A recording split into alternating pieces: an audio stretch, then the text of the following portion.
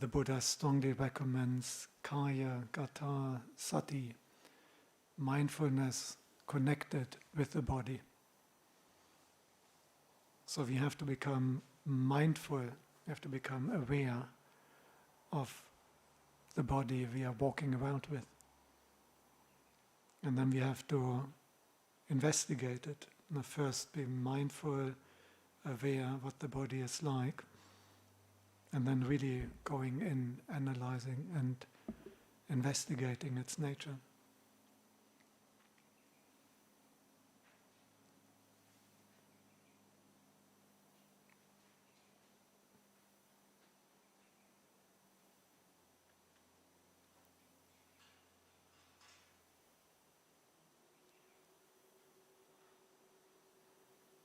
So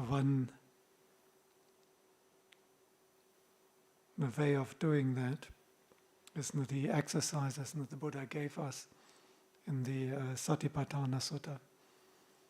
You probably heard about the 4 foundations of mindfulness.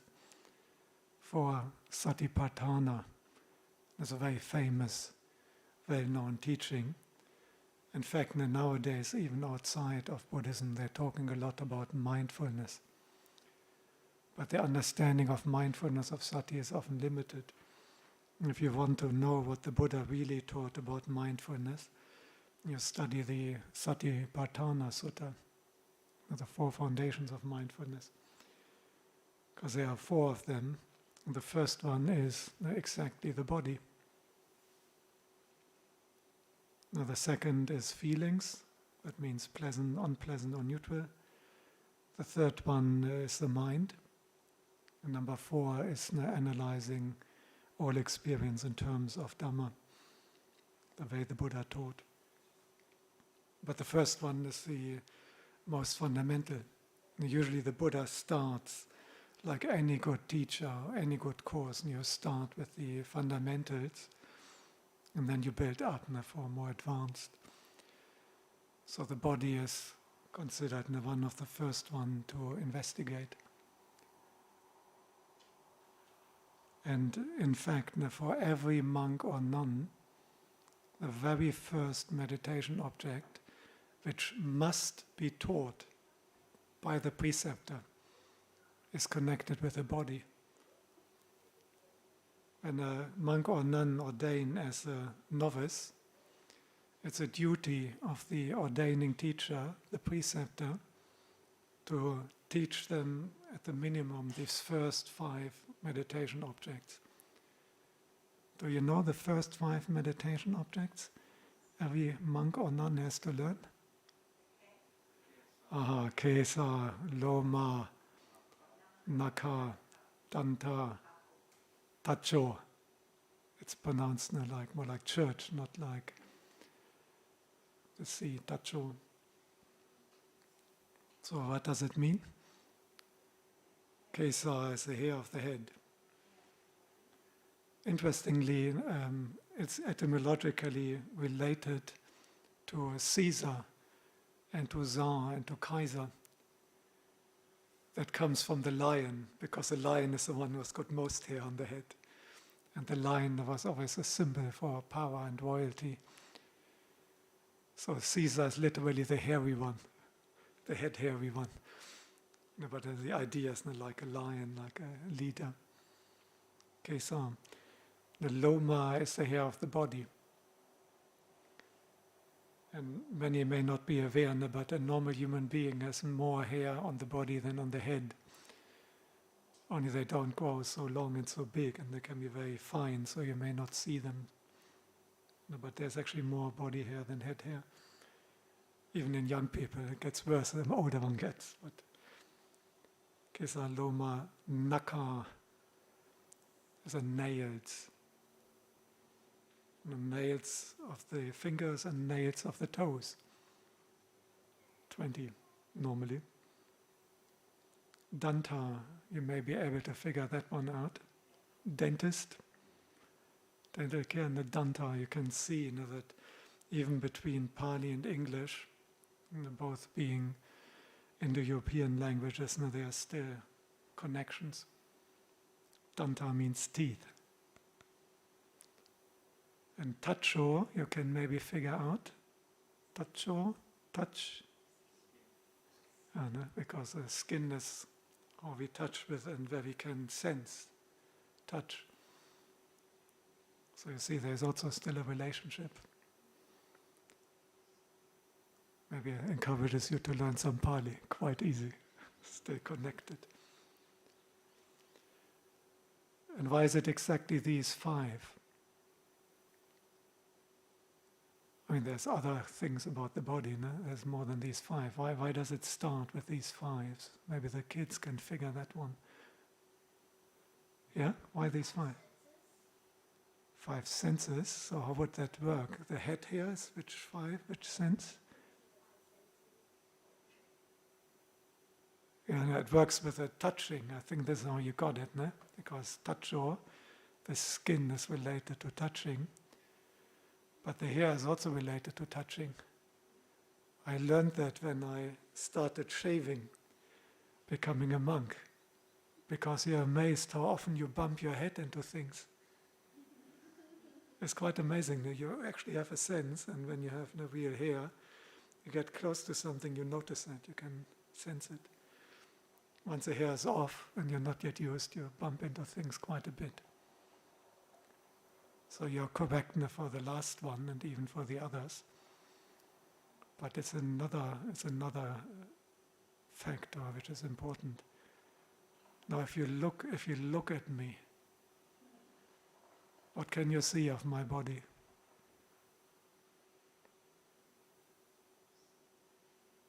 Can you see my liver?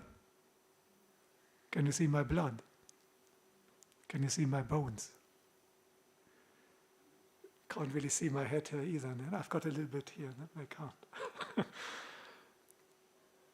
But you can see my skin, you can see my teeth, you can see my nails. So this is all you can normally see of a human body. Isn't it amazing? Have you ever thought of a human body as being head hair, body hair, and nails, teeth and skin? You've never looked at it like that, isn't it? But once we look at it like that, we can't deny it, it's obvious.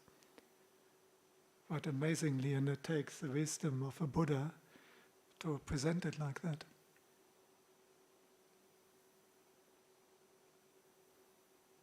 So if we look at a body in maybe a beautiful photo model, a beautiful film star,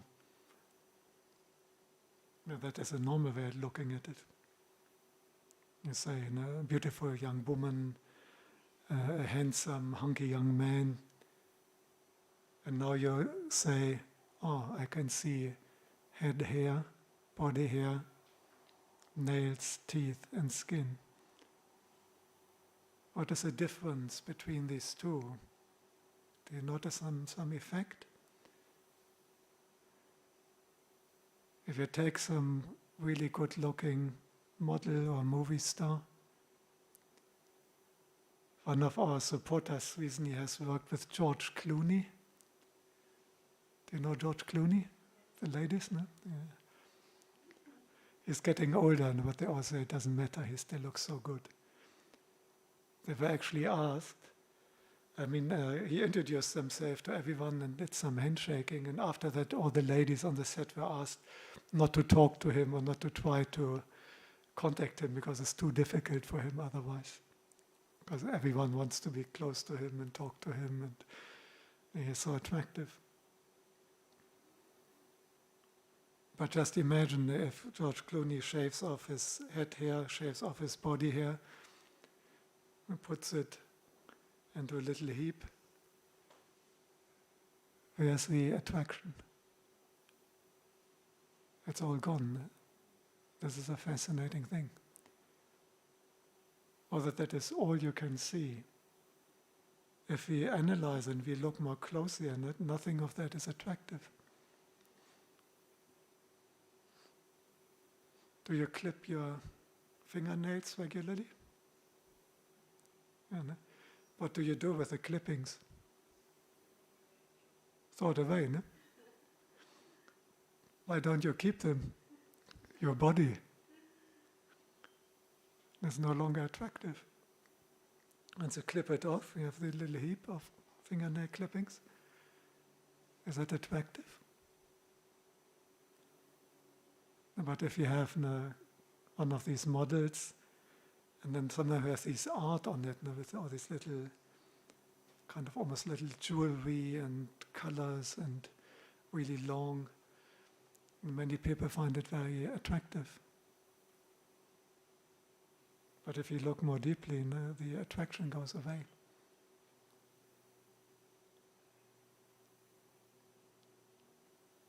It's similar with the hair. I'm not sure, but when we had the buffet, did you find any hair in your food? Are you usually delighted when you find some hair in your food? Or do you take that out, yuck, and chuck it off? If this was a hair from George Clooney or Taylor Swift, would you love to eat it then? No, the attraction is gone. So where's the difference? It's such an important part of human attractiveness in both sexes usually. Now, if someone has this really beautiful hair, it's so attractive. But if you take a single one of those and find it in your food, it's just disgusting. No, in the barber's shop, how do you say, coiffeur? No, hairdresser. Have you seen sometimes after the thing, and then they're sweeping away the hair which falls onto the ground? Is that something you would want to take away? Quite unattractive, no? Teeth. Do you have any of your teeth? Do you keep your teeth? Oh, yeah.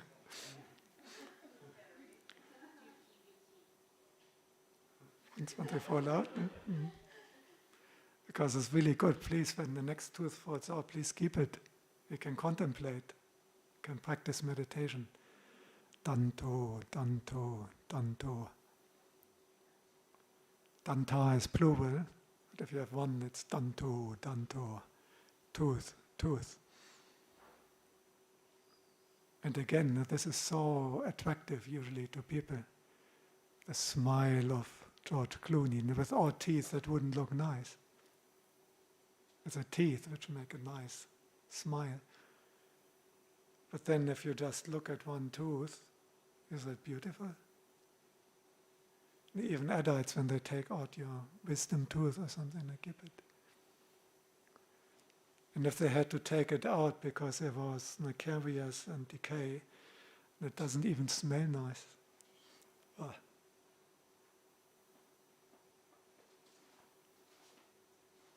And finally the skin. Or the lotions, the skin color, tanning or whitening. The ones who have dark skin color often want to whiten it, the ones who are white want to darken it. It's quite funny. And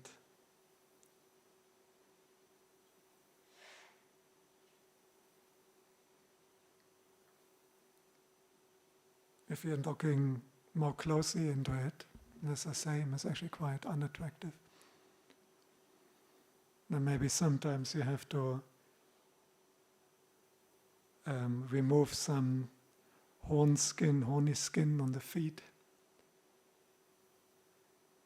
What you take off there is not very attractive, isn't it? Or if you have an injury, you cut yourself and a little bit of skin comes off. Very unattractive.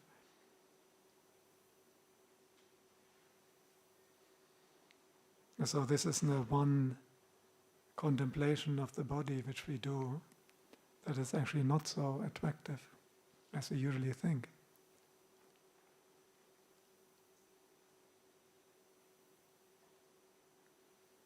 So we can use body contemplation to abandon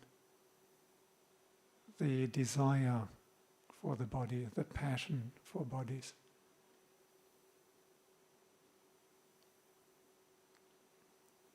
Some people may object, why would one want to abandon desire and passion for bodies? You may not enjoy the love moments anymore.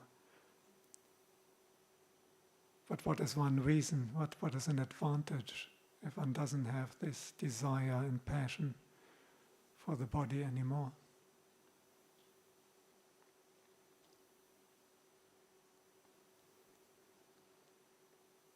One big advantage is when we are finally out of this body at death, that hopefully you don't take on a new body, because that is a predicament.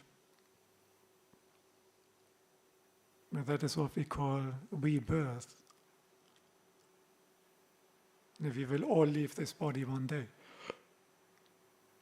Actually, this is already the first predicament, because it's usually very difficult. We don't want to let go of the body because we are so attached to it.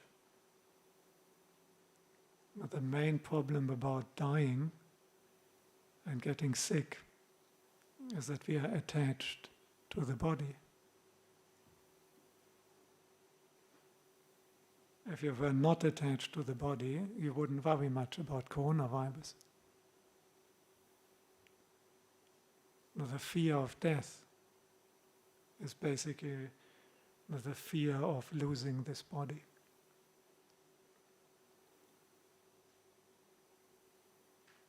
You would also be less worried about aging.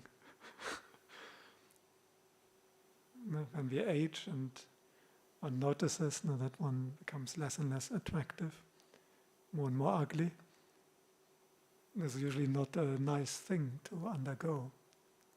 And people fight it, nails and teeth, as they say, to fight nails and teeth against aging, because they're so attached to being attractive, they're so attached to having an attractive body.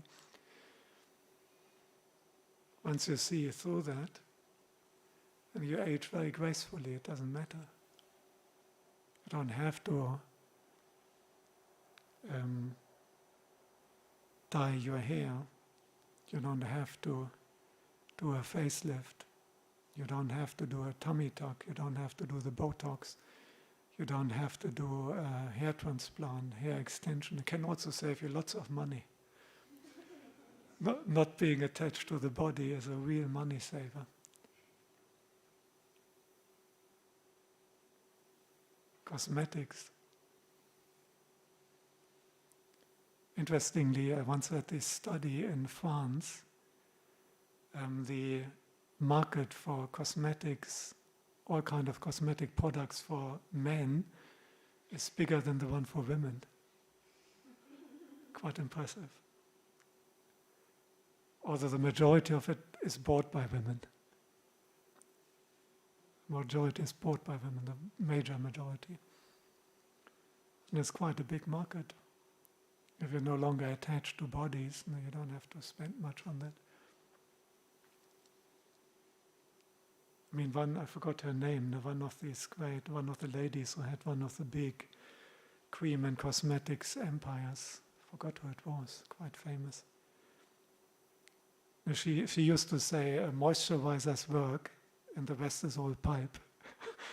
Although she was selling that stuff. So it's not, a lot of that is a deception anyhow.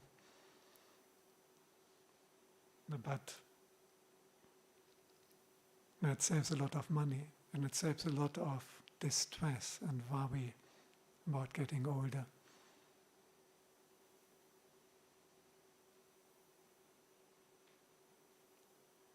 And once we're getting old and sick, there is no longer this huge shock and despair about even dying. In fact, if someone had zero attachment to the body, and then that is known as an anagami in the Buddhist terminology, the third stage of enlightenment. Out of 4 stages, the third stage, non-return, means that this person has lost all identification, all attachment to the body. And they have no fear of dying whatsoever. Can let go any moment. because they know that the mind is not affected. They still have some attachment to mental phenomena, meditation and joy and happiness from meditation. But completely abandoning any attachment to the body is already in the third stage of enlightenment. This is again why it's so important to do body contemplation.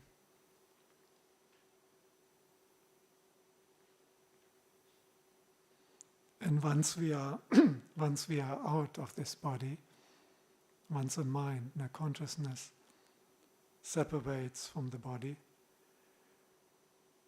the problem is that we still have that attachment. We still have that craving. And even someone who may be very unhappy with their old or sick body, they still want a new healthy body. And this is how the whole rebirth process functions. This is why we have rebirth. And the mind wants to enjoy. This is what you said, the five senses. And this is a whole idea of a body, to give you these five sense contacts. From the Buddhist perspective, this body is basically just a machine to allow you to see, to hear, to smell, to taste, and to have bodily sensations. Not just touch, also inside. For example, right now, after the meal, can you be aware of that? Can you have sati? What does it feel like in the stomach? Nice full stomach, no? Feels quite nice. Unless you have overeaten, then it also feels painful. But usually a full stomach feels much nicer than an empty one. No?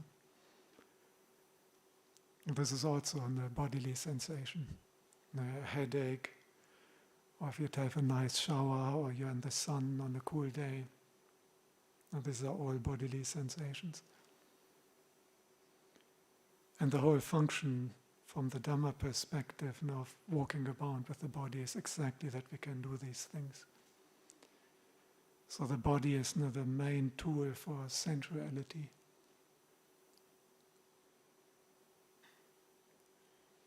Without the body, you wouldn't have any problems with diet or obesity. The body is a root cause of that.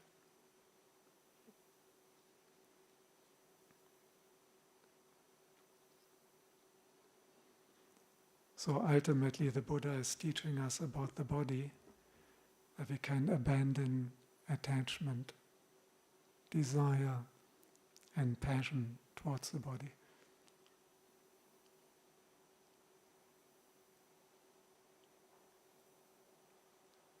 And if we contemplate, and if we could free ourselves from attachment, identification, desire and passion to all bodies, and if we can realize that we would be incredibly free. Even a war couldn't challenge you. Because what they can kill in a war is only bodies, what they can harm.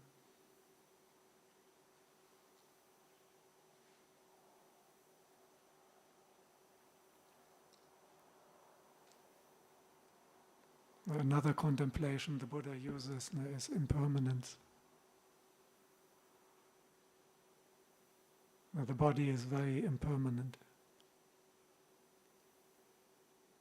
And we can investigate that again with these first five.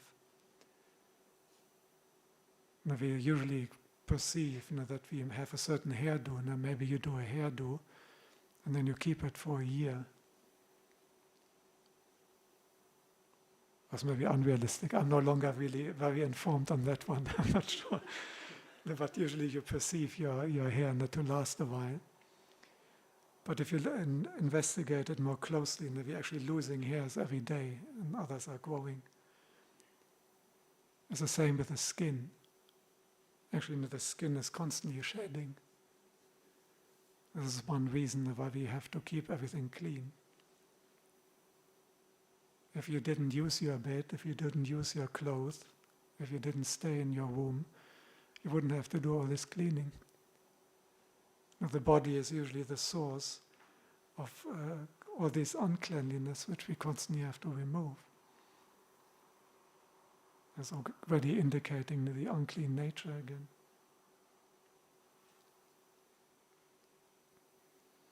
But also impermanent. The moment you investigate here, and if you notice they're constantly growing new and falling out. And what we perceive, and there's a particular image, and a certain person has got a certain hairdo, is actually in a process of constantly growing and falling out. The same with the skin, same with the nails. Once we contemplate that, and if we notice that they grow, I don't know, what is it, 0.1 millimeter a day or whatever. So very impermanent. The teeth is actually the most permanent thing, I would suggest, which we can find in the body. But unfortunately, even that is not permanent enough. We have to go to the dentist, get root canal, get dentures, getting crowns and artificial teeth, because it's so impermanent. And again, why do we contemplate the impermanence of the body? So we can let go of all attachment. And once we let go of attachment to the body, then again we are free.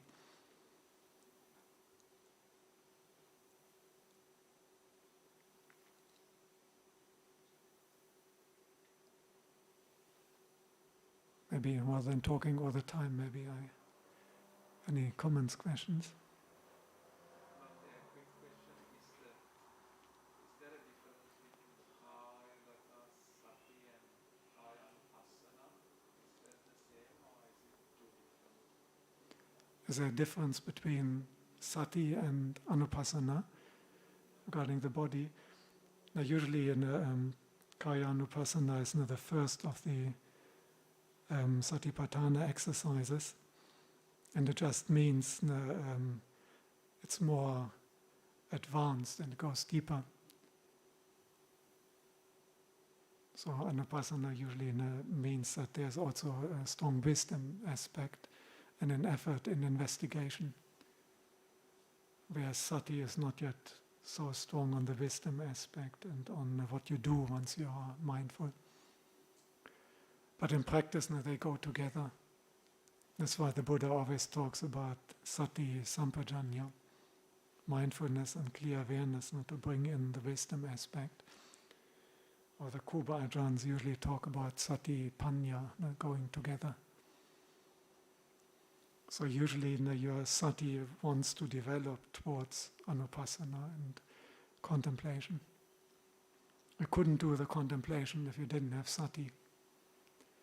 But you could probably have Sati in a sense without going too deeply into contemplation. But the way the Buddha uses Sati and explains Sati is for that purpose, and there's a natural development of Sati, that then you go deeper and contemplate it.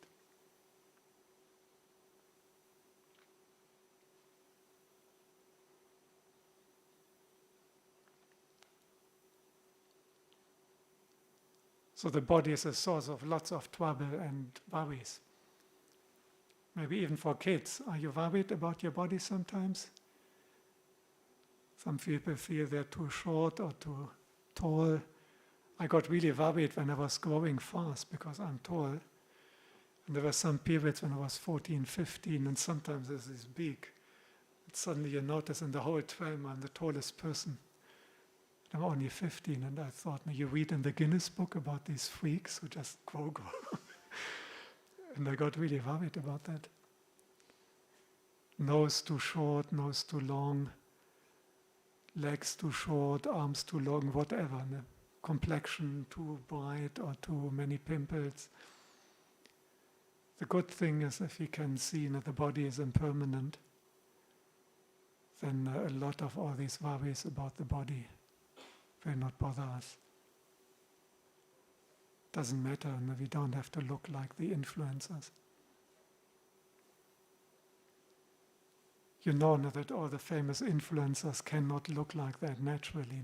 You know that the body is modified and the image is put through all these high-tech filter programs. It's a big trap when people try not to think this is how they should look like. You can actually not look like that naturally. It's impossible. I think this is a really important one even for young people. Because there's so much the body, what they call body dysmorphic order, and even young teenagers feeling that they need some nose job or modify the body.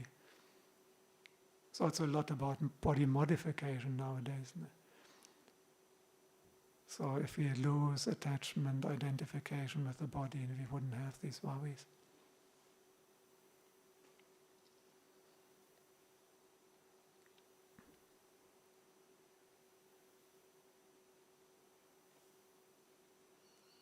Any other can also be a completely different subject.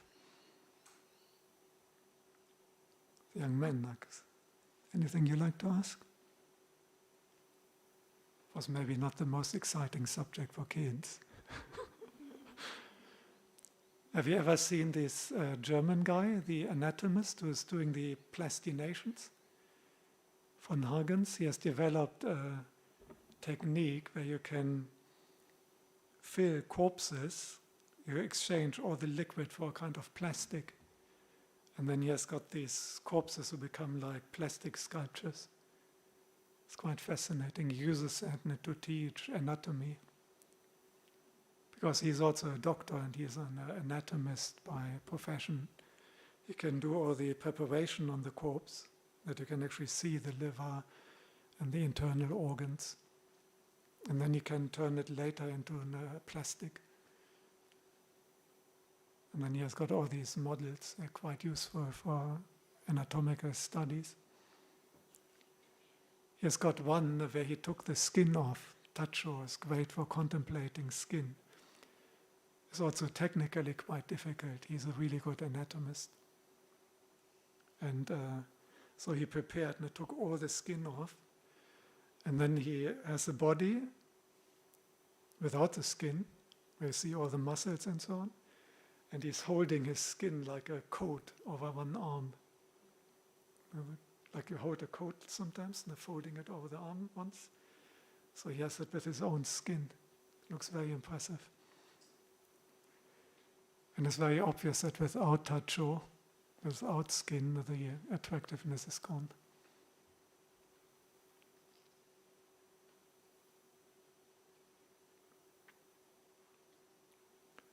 This is one great thing nowadays about YouTube. Have you ever watched any of the live operations? They have that on YouTube. Some of the cosmetic surgeons, they're actually putting that out as advertisement. So you can watch the facelift. It's quite interesting to see.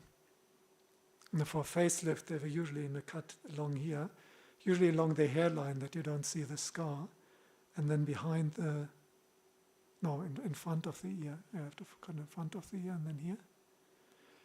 And then they can take the skin off. And the first thing they often use is taking some fat away, because people usually want to look less fat. And they have this, it's like a little suction device, like a tiny vacuum cleaner. Like this, and then they can go under the skin and suck out the fat, and it makes this slurping sound. So it's great to abandon attachment to the body. And sometimes the really pretty girls who are doing that, you wonder why does she feel she needs a facelift? Quite young, and some of them quite pretty. But not much left of the prettiness once you pull the skin off like this. And then they just tighten it.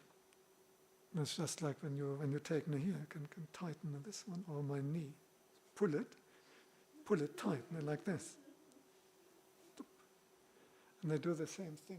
They pull it tight, and you can see how the whole thing, it's just like this. Pull it tight.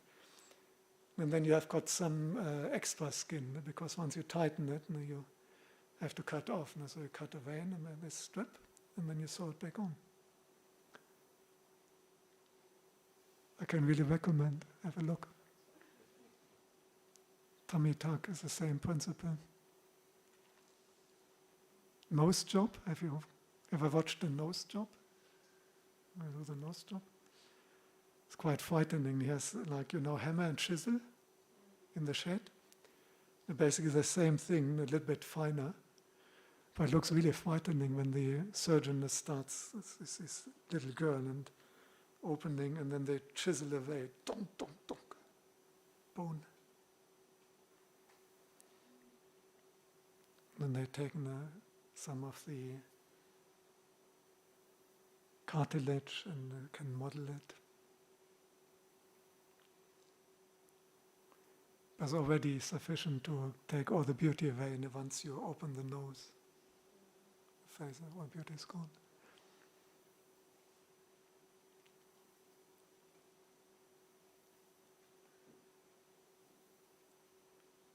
So I hope I didn't put you off too much. It's usually a subject which is more taught to the monks community, because in lay life often people are not quite ready to abandon desire and attachment to the body. They often feel desire and attachment to the body is a lot of fun.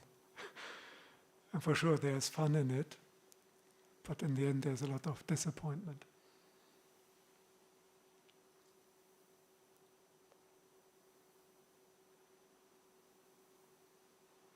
Yes. Is it also worth contemplating that you get an attractive body or attractive complexion or whatever, it's due to karma, good karma that you've done? That's a good contemplation, yeah. Someone's pointing out, can one contemplate that a beautiful body is a result of karma? What is the kind of karma you have to make to look really beautiful? Do you know? The Buddha pointed out one karma which is particular, one kind of action which is particularly effective to make you beautiful.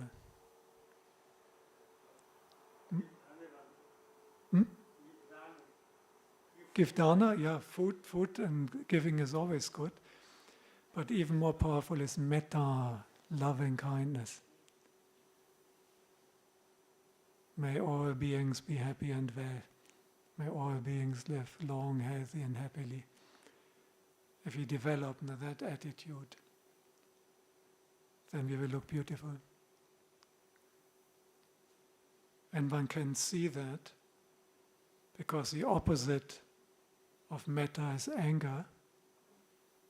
And if you take a selfie, what facial expression do you usually make? One of anger or one of friendliness?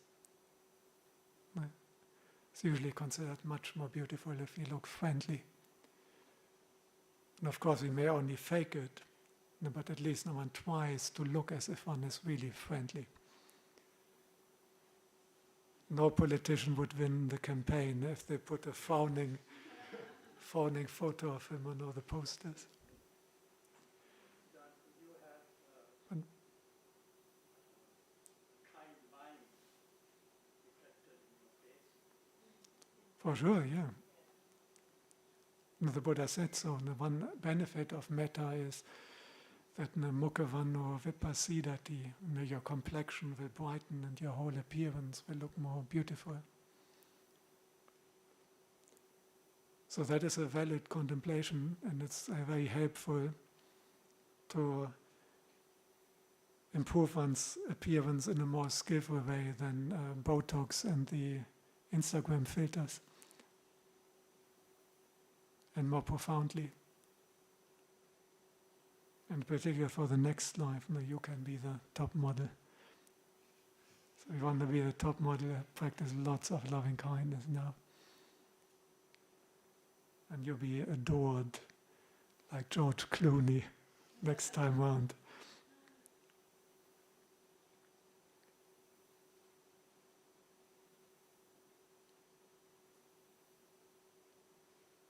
Okay, maybe I had a good discussion. And Anumodana for your patience, bearing with a difficult subject. As a very effective, it may not be such an attractive meditation object, but it can lead to very good progress for wisdom, insight, and for letting go. And have fun on YouTube. Just put in facelift, body tuck, life, OP, and you'll be surprised what you can see there.